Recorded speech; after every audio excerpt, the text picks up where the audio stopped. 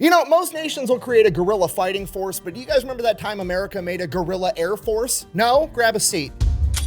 Today we're talking about Claire Chennault and the AVG, also known as the American Volunteer Group, aka the Flying Tigers. Okay, now if you already follow me, or if this is the first time you've ever seen one of my videos, you are somebody that just clicked on a World War II Flying Tiger video and probably already know a ton about World War II to begin with, so I'm not gonna waste your time rehashing the entire thing. Okay, so the super abbreviated version, in case you live under a rock or you clicked on this video on accident, prior to the attack on Pearl Harbor, by and large, America did not want to enter World War II. They saw it as a huge European conflict that we should have nothing to do with. Now, despite that, many people in the government and the military realized that this war was going to come whether we wanted it or not, so they began prepping the military, and in the meantime, they were doing everything they could to help out the Allied forces, countries like Great Britain, the USSR, France, and in this case, China. China. The absolutely incredible story of the Flying Tigers is quite literally the time FDR, the longest sitting president. That was in reference to the fact that he sat 3 terms, not that he was always, you know what? We're just gonna move on. We're just gonna push through. Anyways, FDR was approached by this crazy ex-infantryman that became a pilot known as Claire Chennault, aka Old Leatherface. He had recently just gotten back from China where he was working as a civilian contractor, and he realized that like, hey, Chinese Air Force kind of sucks. It'd be really cool if I could get some American pilots with good training and some American planes and take them over there. I feel like we could wreck house. So he approaches FDR with this idea, and FDR is kind of stuck in this situation of like, well, I can't send over American service members because then that'll be an act of war against Japan. So here's what I'm gonna do. I'm gonna approach 100 of the best pilots and mechanics and ground crew that America has, and I'm gonna let them have the opportunity to get released from their contract. They can resign their commission and become civilians again, as long as they agree that they are then gonna immediately go over to China with Claire Chennault and found a guerrilla air force and fight the Japanese by themselves. And we are gonna get to all of that right after a word from our sponsor. This video is brought to you by World of Warships. Yeah, this is actually all I had to hold up to the camera. It's technically a warship. It's part of the USS Texas, which you can actually play in World of Warships. And not only that, you can have me as the captain. Yeah, they put me inside of the game. Action stations! General quarters. If you don't know, World of Warships is a free game on PC, PlayStation, and Xbox where you get to command some of the greatest naval vessels of all time, like the USS Texas, the USS Iowa, or the USS Enterprise. Or if you're into losing, you can be some of the world's biggest coral reefs, like the Yamato or the Bismarck. Seriously though, go check it out. I'm gonna have it linked down below, and when you use the code VETS4VETS, you're automatically gonna unlock me and Demo Matt, as well as a Tier 4 battleship and a bunch of in-game money and 14 days of free premium play. So yeah, let me know how bad me and Matt are at voice acting in the comments down below. Let's get back to the video. Our story begins on September 6th, 1893, when a sweet little baby Leatherface, Claire Chennault, was born. He grew up the son of a cotton farmer and pretty much crushing poverty his entire life. While he was in high school, he ended up seeing an acrobatic air show at the Louisiana State Fair. You gotta remember, this is the early 1900s. Planes are brand new. He'd never even seen a plane before, let alone seen a plane doing acrobatic stunts, and it left such an impression on him that it became his new life goal to become a pilot. Because of this, after graduating high school, he immediately enrolls in college and signs up for the ROTC program at Louisiana State, attempting to become an officer so that he could become a pilot in the United States Army Air Corps. Now you have to realize, not only is this pre-World War II, this is pre-World War I. The United States is not a military superpower yet. The military at this point in time is much, much smaller, and the officer corps is not something that you just go in there because you want to serve your country. The officer corps is something that you get into because you come from a wealthy, aristocratic family, and one day you want to be a politician, or you want to be a career man that's going to make general. Basically, you have to be from the right family and have the right connections, and as a poor farmer's son, he absolutely did not. He was essentially bullied out of the ROTC program his first year there. He would end up finishing his degree at Louisiana State and going on to become a gym teacher. He absolutely hated it, ends up quitting his teaching job, goes and works at a Goodyear tire plant, finds a wife, starts having kids, starts up his family. Shortly after that, World War I breaks out, at which point he's thinking like, okay, the demand for military personnel just went through the roof. Maybe this is my opportunity to finally get a chance to become a pilot. So he goes, he signs up for the Army. He's eligible to go into the officer training program because he does have a college degree, and he specifically requests to become a pilot. Now, he does get accepted to be an officer. He goes through the training program, becomes a 90-day wonder where he gets all of his officer training in 90 days. However, in regards to him being a pilot, the letter he received said, and I quote, "Applicant does not possess the necessary qualifications for a successful aviator." So while he was able to change his stars a little bit and break into that officer class as a son of a poor farmer, becoming a pilot would prove to be another level of difficulty. You see, the idea at the time was that if you wanted to be a military pilot, you had to be the best of the best. And apparently in their eyes, the best of the best meant that you basically had to go to an Ivy League college and be an athlete. So like, you know, if you weren't competitively rowing a canoe at Yale, you obviously couldn't be good at flying an airplane. I truly, for the life of me, will never be able to understand the logic that goes into this line of thinking. Like, hey, we're gonna put you in a potentially life or death situation. Who would you rather have by your side? Somebody that was born with a silver spoon in their mouth that competitively weaved baskets at Harvard, or some fucking farm kid that grew up in soul-crushing poverty? Because unless we're having an Easter egg hunt, I'm going with the farm kid 100% of the time, 110% of the time if he's got bad vision, because he's clearly going to be unstoppable. Regardless, Claire ends up getting rejected for the pilot program, and he gets voluntold to be infantry. So now he's an infantry officer, goes through, does all the training. By the time he gets into his unit gets trained up, they get ready, they're shipping on their way to World War I. World War I ends. So great.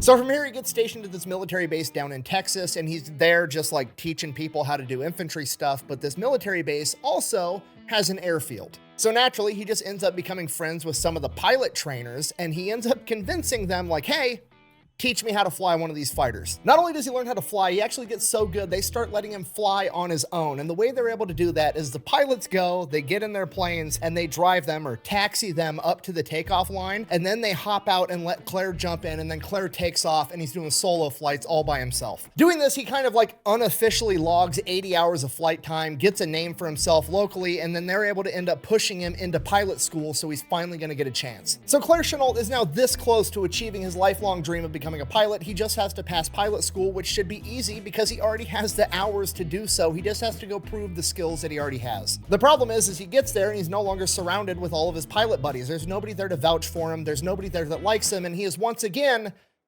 the poor farmer's son. And to make things worse, he's the poor farmer's son that's managing to make all the Ivy League new recruits look like absolute dog shit. And he is bullied and treated very badly throughout pilot school pretty much the entire time. And it gets to the point that he's about to flunk out of the entire course because all of his instructors keep failing him. Then on what is to be his last flight ever, he gets one more chance to prove that he's a good enough pilot. And his coaching pilot or cadre pilot is a guy by the name of Ernest Allison. And they go up in the air and he proceeds to, you know, do his thing. He's a little bit more reckless. He feels more comfortable in the airplane. He's doing stunts that maybe he shouldn't be doing. He's trying to show off to this Ernest Allison guy. They come back on the ground, they land, and everybody's like, well, is this guy gonna pass and become a pilot or not? What are we gonna do? And Ernest Allison is like, it's not that he's a bad pilot, he's just fucking crazy and does a bunch of shit that pushes the airplane to its limits. We're gonna pass him, and then we're gonna send him to the Army Air Corps acrobatics team. So now, not only is Claire Chennault a pilot, but he's a stunt pilot that's gonna tour around the United States showing off how good the Army Aviation Corps really is. And Claire, in his typical fashion, he's got to take it one step further every single time. Not only are the stunts themselves going to be entertaining, the entire event is going to be entertaining. Claire designs his signature move. He goes and dresses up like an old woman and sits in the crowd in the stands. And then they're going to pick a random spectator to come out and try to fly a United States Army fighter plane. So they pick the oldest woman in the crowd, telling everybody that she's 99 years old. Her face looks like a leather handbag, the whole shtick. And he kind of limps out there in this old lady outfit, climbs into a plane,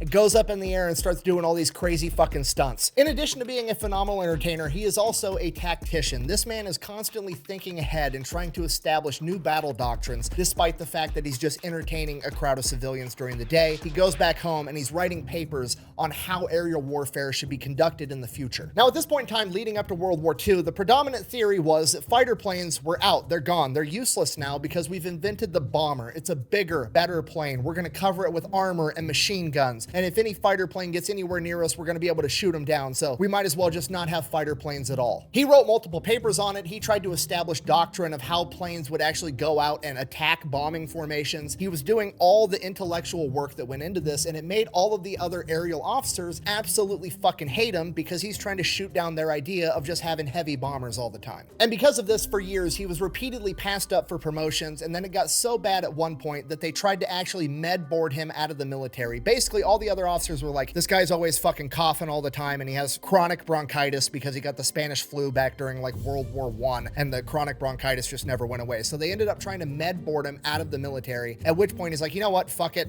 I'm just going to resign and get out. So he's done. He gets out. He separates from the US military, at which point he is almost immediately hit up by the Chinese government of like, hey, you're an aerial acrobat. You're like one of the top dudes in the United States Army Air Corps. What if, hear me out, we pay you to be an advisor and come out and teach all of our guys in the Air Force how to fly a plane? Claire says no, he's not really interested. He's got kids at home. He doesn't want to go all the way over to China. He'd rather stay somewhere inside of the United States, at which point the Chinese government guy is like, hear me out, I'll give you like $1,000 a month, which is like $25,000 a month by today's standard, to which he's like, I mean, I don't want to be rude.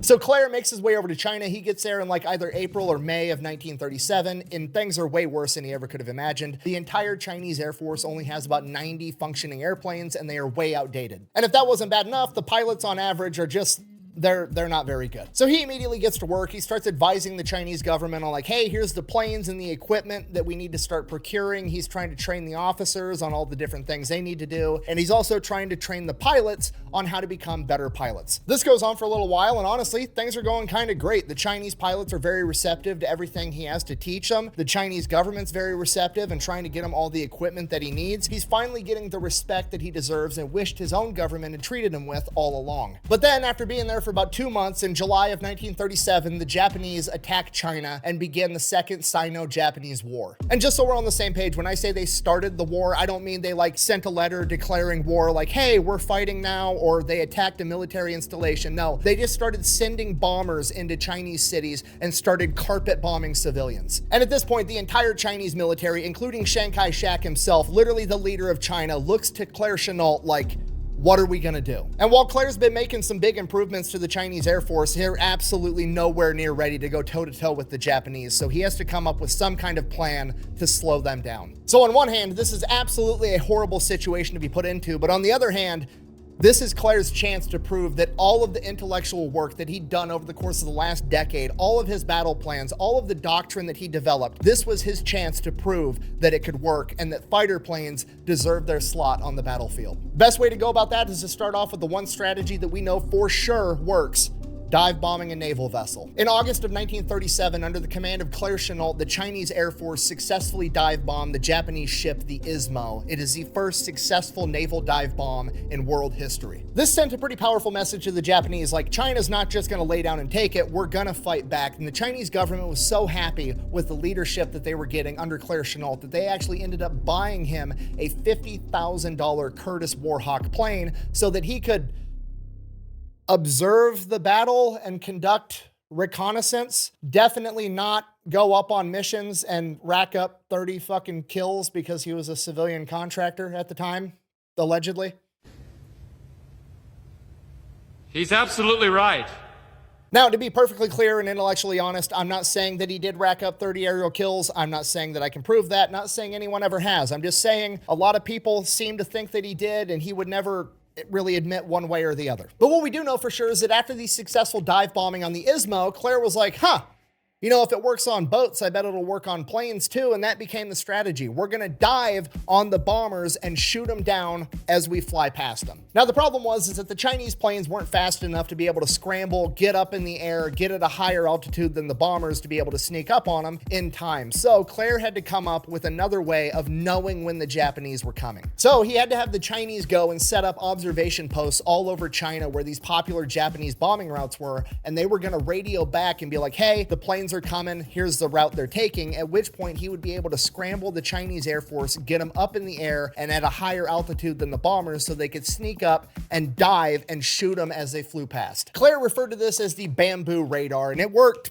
pretty decently well. It would work a lot better if he had better planes and better pilots, but he's doing the best he can with what he has. And he continues to do that for the next 2 years, 1937, 1938, 1939. Claire is there helping the Chinese Air Force fight the Japanese. But eventually the Japanese are just too much and they completely overrun the capability of the Chinese Air Force. All the planes have been shot down, all the best pilots have been killed, and at this point there's nothing left that Claire can do, at least by himself. Now at this point, Claire could absolutely cut and run. He's been making $1,000 a month month for the past couple of years, he could go back home and live happily ever after, but that's not what he wants. He actually wants to help the innocent people in China that are getting slaughtered by the Japanese military. He knows that he can win this fight. He just needs better pilots with better planes. So with the help of the Chinese government, he goes back to America, goes to Washington, D.C., and begins lobbying the United States government to send over the American Air Force to help out. And you gotta remember, this is January 1941. This is pre the attack on Pearl Harbor, okay? Not going to war sentiment is at a peak in America. So any request for military involvement from him or the Chinese government is shot down immediately, at which point he pivots and he's like, fuck it, what if I just get a bunch of volunteers like me and I get them over there, we'll figure out how to get planes. So that's what he does. He comes up with the concept for the AVG, the American Volunteer Group. He's gonna get a bunch of American volunteers and they are gonna go over there and they're gonna fight the Japanese. And as I'm sure you can imagine, going into military bases and essentially reverse recruiting people out of the military to go fight in a war across the ocean didn't go over that great with many officials or their chain of command. It caused such a stir, in fact, that FDR heard about it, and when he heard about it,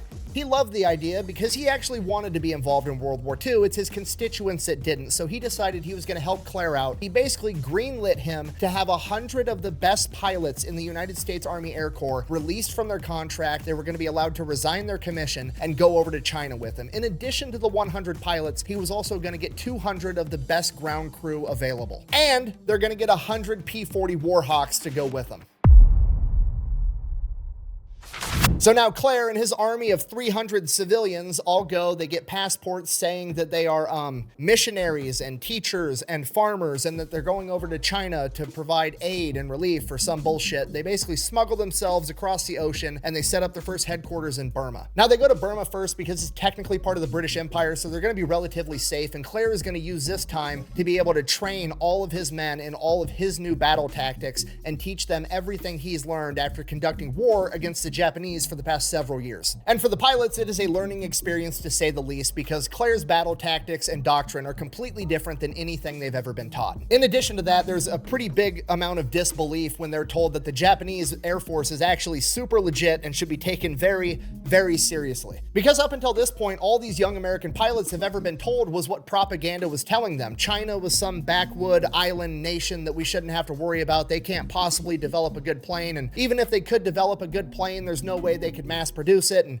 even if they could mass produce it, we interrupt our program to bring you this important message. And just to reiterate before I say this, I'm not saying this, I'm regurgitating the historical information and propaganda at the time, but that information and propaganda that was being put out basically said even if the Japanese did have good planes, it wouldn't be an issue because Japanese people were flying them, and if they flew towards the sun, they'd have to squint, and when they squint, their eyes would be shut, and then they'd just crash the plane. See? You see? Well, you don't see it? Okay, obviously, that's fucking dumb, but guess what? If you get told stupid shit your entire life, you're probably gonna end up believing some stupid shit, and that's what's going on here. And it gets even worse because not only are the members of the AVG basically sleeping on the Japanese, they've also been taught just a bunch of horrible battle tactics. Okay, you gotta remember, this is pre-America joining World War II, meaning that a lot of the combat pilots have all been trained by pilots from World War I. Who were the pilots from World War I? They were the boat rowing Ivy League college kids that were going up in the sky in their plane to have a gentlemanly duel against one another. Okay, the Japanese aren't playing that shit, and they can't either if they expect to win, and Claire has to beat that into these kids' heads. So much so that he actually goes ahead and he just outlaws dogfighting altogether. The AVG will not engage in dogfights. As great as the P-40 is, they don't have much of an edge against the Japanese fighter planes, right? They are slower, they are heavier, they are less agile. The only real advantage they have is that they have more guns. Now, I'm paraphrasing here, but basically Claire Chennault walks into the classroom and is like, looky here, kids, the P-40's got more guns. That's really all we've got going for us. So we're going to turn weight into an advantage, okay? We're going to fly up really high, sneak up on them, use our weight to fall really fast and shoot the enemy on the way down, okay? You ever heard of a drive-by? This is a flyby. And then after you and all your wingmen have finished your dive, you're going to pull up and use that momentum to get really high again. And if there's still Japanese planes in the air, you're going to circle back around and dive on them again. We're going to call it the zoom and recover strategy. We are literally going to shoot them out of the sky utilizing brute force and ignorance on repeat until there's none of them left. This is not not going to be some gentlemanly affair like you were taught in flight school. This is going to be hit and run guerrilla warfare in the sky. Now, around this time, some of the pilots just flat out quit. Some of them don't have what it takes, but the vast majority all immediately get on the same page. And that is partially because they trust Claire Chennault, because he's been there, he's done that, and they're going to listen to him. But it's also because Claire Chennault treats these guys absolutely awesome. In the AVG, there is no rank. You don't have to wear your uniform. You don't have to salute. You can pretty much do whatever you want as long as you're giving Claire the results that he needs. According to legend, one of the more well-known AVG pilots, Tex, actually enjoyed going up in the sky in nothing but his cowboy boots and underwear, and Claire didn't give a shit one way or the other because the man got results. It's also around this point in time that they all decided to get a custom paint job of the shark tooth design on all of the P-40s so that they were matching. Now, to be fair, did they come up with that design? No, they stole it from some Australian unit, but they're about to become the most famous and the most well-known for having it, okay? America does it better. I'm sorry, I can't help it. Also, I'm not actually sorry. So the AVG is about to finish all their training and they are about to start conducting combat operations. And then on December 7th, 1941, the Japanese attack Pearl Harbor. The AVG finds out, Claire Chennault tells his men, you're no longer just fighting for China, now you're fighting for America. And December 8th, the entire AVG moves into Kunming, China. While flying in, one of the pilots has a malfunction with his P-40, ends up crash landing. He gets captured by the Chinese locals and they almost kill him because up until this point, any crash landing plane was a Japanese person that was attacking them. He is damn near killed, but luckily they were able to recover him in time. And from that point on, it became standard practice for every member of the AVG to have a big piece of parchment stitched on the back of their flight jacket known as a blood chit. And in Chinese, it read, "This foreigner has come to China to help in the war effort. Soldiers and civilians, one and all, should rescue and protect him." Once they arrive in Kunming, all the members of the AVG are quite literally embarrassed at the hospitality they receive from the Chinese. They are treated better by the Chinese than they have been treated by their own government. At this point in time, these people have basically nothing, and despite that, they are treating every single member of the AVG like they are a king. They have an entire detail making the AVG as much incredible food as they can possibly eat. They're doing their laundry. Every member of the AVG has their own personal bedroom. They build them a baseball field and gun range because even back then, that's just what America's into. And then on December 20th, the Bamboo radar detects 10 Japanese bombers headed straight towards Kunming. Okay, this is it. This is what they've been training for. This is what they volunteered to come out here and do. On top of that, this is revenge for Pearl Harbor. They are going to be some of the first Americans to go toe-to-toe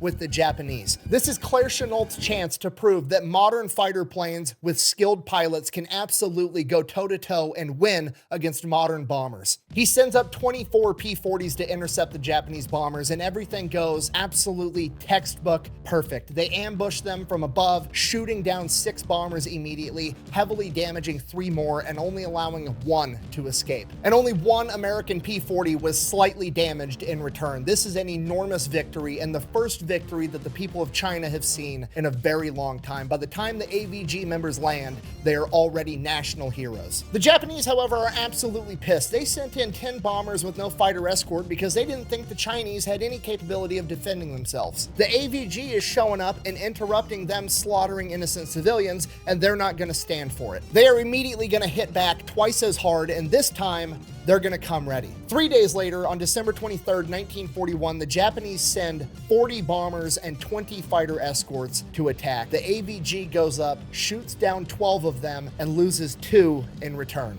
Infuriated and embarrassed again, the Japanese attack 2 days later on Christmas with over 100 Japanese planes. The AVG was only able to scramble 12 planes in time. Despite that, they managed to shoot down 25 enemy aircraft. Unfortunately, 2 American P-40s were shot down, but both pilots were able to successfully crash land and both of them survived. In the span of 5 days, the AVG has managed to shoot down approximately a third of the Japanese Air Force in that area. By this point, word of them has spread all throughout China, and they're beginning to call them the Feihu, or the Flying Tigers.